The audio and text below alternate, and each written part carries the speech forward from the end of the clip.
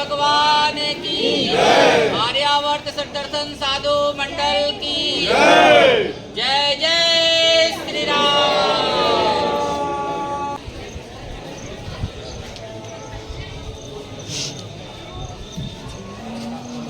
झांके धाम में नवनिर्मित मंदिरी ये विशाला परिक्रमा करके पत्रकार साथी जो दमोह की जनता की आवाज वो बुलंद करते हैं, वो विराजमान है। आप साधु नहीं हैं, आप ऋषि हैं, आप महर्षि हैं, क्योंकि ऋषि ही केवल एक ऐसा प्राणी है जो साधना करता है, तपस्या करता है और अपने साधना और तपस्या से इस देश को, समाज को, लोगों को कुछ न कुछ देता है। वह गुरु से भी ऊपर होता है, वह माता पिता से भी ऊपर होता है। मैं ऐसे ऋषि जन वेद प्रतिपादित जो कर्मानुष्ठान है उसको धर्म पद से कहा जाता है। वो संतों के माध्यम से हमें जनता लोग ही करती है, परंतु संत को भगवान अग्रसर करते हैं। ये दूत है। जिस प्रकार से हमारे अन्य परिकर होते हैं जो राज तक पहुंचाने वाले परिकर होते हैं, जिसको एजेंट कहते हैं, ये संत लोग भगवान से पहुंचाने वाले एजेंट हैं। भगवान से पहुंचाते कैसे हैं, वो मार्ग बताते हैं। इस मार्ग से जाओगे तो भगवान आपको मिल जाएंगे। और जो गया होता है भगवान को तक, वही मार्ग बता सकता है। किसी से आप मार्ग पूछेंगे अमुक गाँव जाना है, तो कहे मैं तो कभी गया नहीं हूँ, मार्ग नहीं जानता हूँ। परंतु जो गया होगा तो कहेगा पैदल जाओगे तो ऐसे जाओगे, गाड़ी से जाओगे तो ऐसे जाओगे। इस प्रकार के संत हैं कि अपनी साधनाओं के द्वारा, अपनी तपस्या के द्वारा उस परमात्मा का स्वरूप अंतःकरण में निहित परमात्मा के स्वरूप का ज्ञान किया है। अतः ये ही उस सदमार्ग को बता सकते हैं कि उस परमात्मा तक पहुंचना होगा तो कैसे पहुंचना होगा।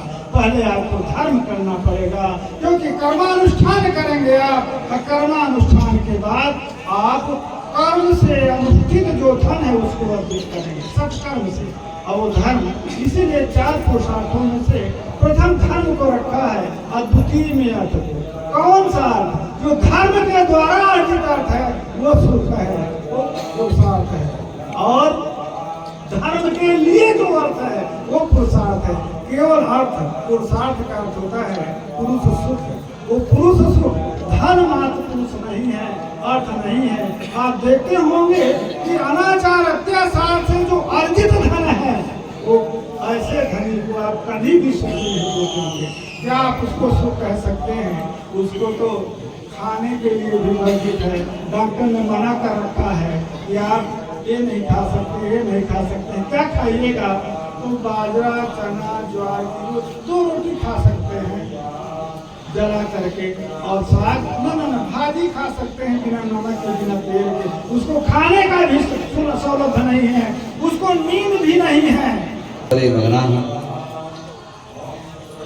महामंडलेश्वर जिनका आप स्मरण कर रहे थे, महंत सीताराम दास जी महात्यागी जी महाराज, रामभूषण दास जी महाराज, महामंडलेश्वर श्री पातालपुरी पीठाधीश्वर। ऐसा सुना होगा, हमने अक्सर सुना है प्यासा चलकर जाता है कुएं के पास।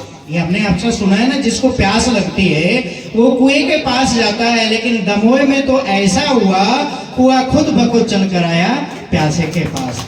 इन ना जाने कितने दूर से पधारे विद्वानों के पास रुपया खर्च करना होगा, समय देना होगा, तब आप जाएंगे और कुछ सुनने को मिलेगा।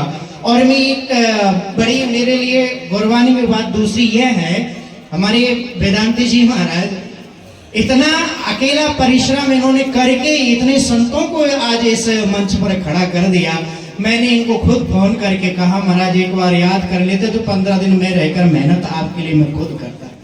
एक अकेला संत, और इसलिए मैं कह रहा हूं कि संत तो वो शक्ति है, संत अगर चाहे ले तो क्या नहीं कर सकता है। संत अगर चाहे ले तो पत्थर को फूल बना सकता है। संत अगर चाहे तो पंजे को कमल बना सकता है। संत अगर चाहे। चत्वारो सिंगा द्वयस्य पादा सिंगा सप्तहस्ता त्रिधावत्था, ये जो भगवान संत न होते जगत में तो होते राम निपोती। तो रिश्ता ही ऐसा है, इसलिए संतों के कार्य को भगवान पूरा करते हैं। और यहाँ पर जो विघ्नहर्ता का यहाँ पर यज्ञ किया जा रहा है, तो सारे विघ्न अपने आप कट जाते हैं। और यही परिणाम है कि यज्ञ पूरा हुआ। पूर्णाहुति वाले कल है, लेकिन आज संतों के संकल्प के साथ यहाँ यज्ञ संपन्न हुआ। सम्मेलन ये जो पत्रकारिता का बात आती है, तो ये चौथा स्तंभ जब ये लिखता है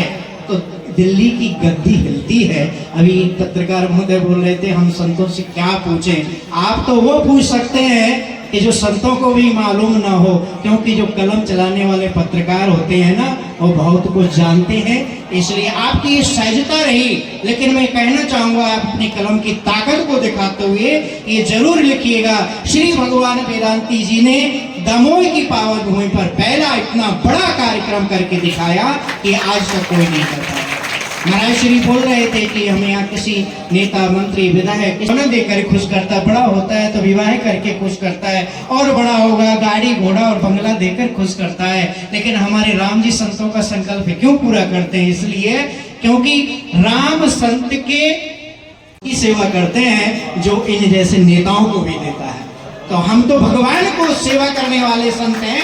आपकी जो विचारधारा बहुत ही सुंदर है।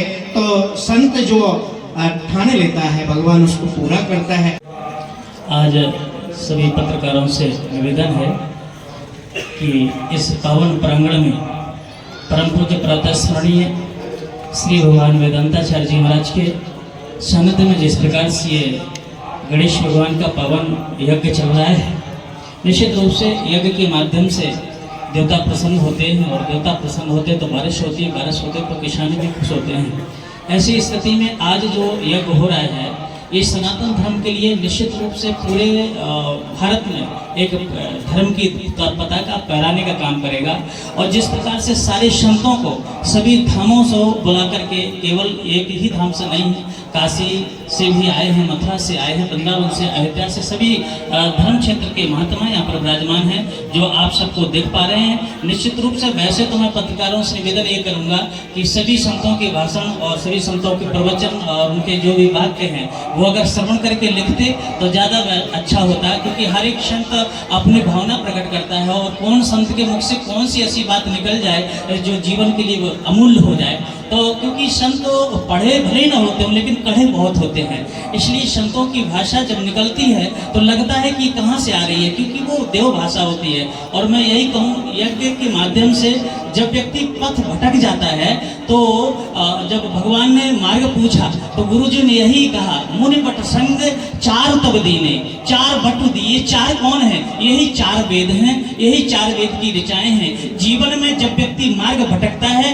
तो श्रुति का सहारा लेना चाहिए, वेदों का सहारा लेना चाहिए, और इन संतों का सहारा लेना चाहिए, जिससे हम अपने मार्ग पर चल सकें। क्योंकि संत छात्र में ज्ञान सिखावहें, सत्य असत्य प्रत्यक्ष दिखावहें, सुगम पंथ जो संत बतावहें, तामे चलत बिगड़ नहीं आवें, जाकी पथ संतन ने राखी, ताकि रही जगत सब साखी। संतन की लखा जब बनाई, शेष महेश रहे मोहबाई, कबू न संत से करे विवादा, आए हर्ष मचाए विषादा। अदमु संत संग जो पावे, तो पावन होए वेद अस गावे। अगर अधम व्यक्ति भी संत की संगत में आ जाता है, वह पावन हो जाता है, ऐसा वेद कहते हैं, ऐसा पुराण कहते हैं, ऐसा शास्त्र कहते हैं। इसलिए संतों की भाषा आप अगर अपने कलम के माध्यम से, अपने वीडियो के माध्यम से दिखाएंगे तो जन का कल्याण होगा, लोगों का कल्याण होगा, और संत लोग समझेंगे। क्योंकि आज जिस प्रकार से पद्धति स्कूलों की, कॉन्वेंट स्कूलों की होती जा रही है, उससे कहीं ना कहीं सनातन धर्म के लिए छिद्र हो जा रहा है, उसमें रुकावट हो रही है। क्योंकि हमारे यहाँ पे गुरुकुल हुआ करते थे, आज गुरुकुल धीरे धीरे बंद हो रहे हैं। जब विदेशों में शिक्षा का चयन नहीं हुआ करता था, दूर दूर तक कहीं पता नहीं था शिक्षा का, तब हमारे यहाँ गुरुकुल चलते थे, तब हमारे रामकृष्ण गुरुकुल में पढ़ने जाते थे। इसलिए भारत की सभ्यता है, भारत की संस्कृति है, और भारत की संस्कृति सभ्यता से देश विदेश आज आगे बढ़ रहे हैं। पर हम आज कॉन्वेंट स्कूलों में अपने बच्चों को डाल करके संस्कार विहीन करते जा रहे हैं। शिक्षा तो होती जा रही है पर संस्कार दूर हो जाते हैं। आज ये बटक बैठे हैं और कॉन्वेंट स्कूल के बच्चों को बैठा दीजिए, इनका संस्कार देख लीजिए, उनका संस्कार देख लीजिए। ये प्रणाम करेंगे, सीताराम बोलेंगे, राधे श्याम बोलेंगे, वो आपको जयराम जी की तक नहीं कहेंगे, गुड मॉर्निंग तक की नहीं कहेंगे, यहाँ तक की छोड़ दीजिए आप। तो कहीं ना कहीं संस्कार लेने की जरूरत है। यही हमारे शास्त्र, यही हमारे वेद, यही महापुरुष कहते हैं। इन्हीं शब्दों के साथ वाणी को